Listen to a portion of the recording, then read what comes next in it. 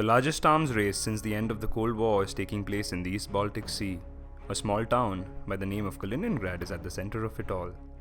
And to understand all of it, let us take you back in time.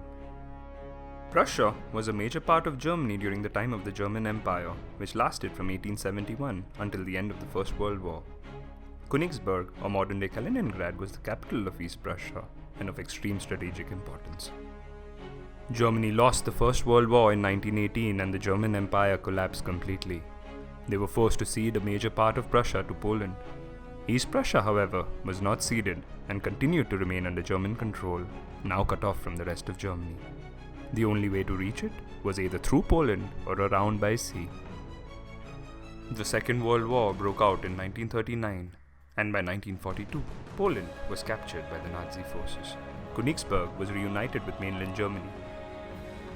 It became a major German stronghold during the war, equipped with fortifications, numerous defensive lines, and minefields.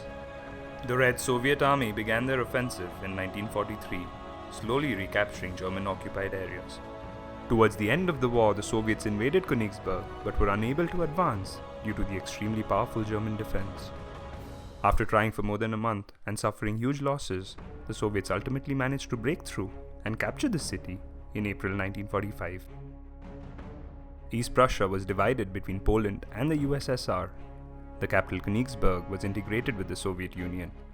The Soviets renamed the city Kaliningrad in memory of Mikhail Kalinin, one of the original Bolsheviks. In 1991, the Soviet Union collapsed. 15 nations declared their independence, and as a result, Kaliningrad became an enclave separate from the Russian Federation, but still under Russian control. Modern-day Kaliningrad is surrounded by the European Union and NATO countries of Lithuania, Poland, Latvia, Estonia, Slovakia, the Czech Republic, and even Germany, with the exception of Belarus and Ukraine. Belarus has always been a Russian ally, and Ukraine is divided in its support.